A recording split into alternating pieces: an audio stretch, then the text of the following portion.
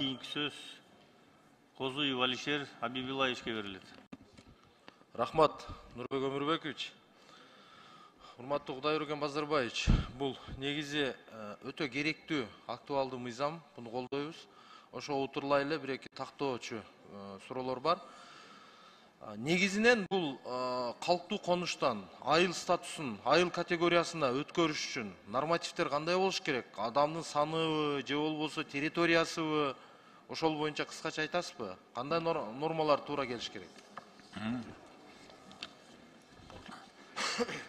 Өзүңөр билгендей, биринчи иретте болсо жергиликтүү жашоочулардын жыйынын протоколу болуш керек. Анын негизинде болсо айылдык кеңештин чечими болуш керек. Айыл өкмөтүнүн чечими бар болуш керек. Анан кийин рай администрация да чечимин чыгарат. Анан сырткары анан кийин берки губернатор да чечимин чыгарып, анан кийин межведомственный комиссияга, өкмөттүн астындагы комиссияга берет да. Ушунун баарын өткөндөн кийин анан кийин биз бияка чыгарабыз мыйзам катары. Негизи мында кандай бир мындай чек буга жок. Рахмат, бүгүнкү күндө жана баяндамаңызда айтып кетпедиңизби? 122 айыл бар депчи? Дагы ушундай категорияга өтө турган. Бар. Ошолор эмне себептен кармалып турат? Ошондой эле, мисалы ошол айылдык кеңештин жыйынынан башталган процесс сиздерге келгиче канча убакытты талап кылат? Нормасы барбы? Мисалы 1 айбы, 3 айбы, 6 айбы деген бир конкреттүү норма барбы? Себеби буга чейин 3 жылда, 5 жылда аркасынан жүргөндөр дагы бар да. Мен оюмча бул 3-5 жыл бул туура эмес практика. Мындай болбош керек. Биз менен болсо мындай чеги жок. Мындылдам эле эмес өткөрсөк болот.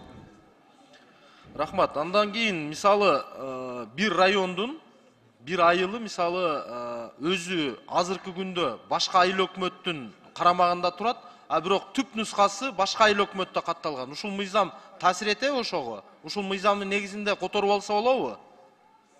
Болот. Мисалы айыл конушуна өткөндөн кийин мисалы ат коюлат. Буга чейин мисалы ошол жана каттоодо турган үйүнүн адреси, ошолор полностью өзгөртүлөбү же эски боюнча иштей береби? Эски боюнча кала берет. Рахмат. Акыркы суроо мисалы мына Жоош айыл өкмөтүндөгү дагы Акжар деген айыл бар. Ошондой эле Бирдик деген айыл бар. Айыл статусуна өткөрүш керек да ушуларды дагы. Ошондо бир заметкага алып, кийинки очередке коюп туруп ошону тездетип берсеңиздер жакшы болот эле. Рахмат, биз жазып алдык.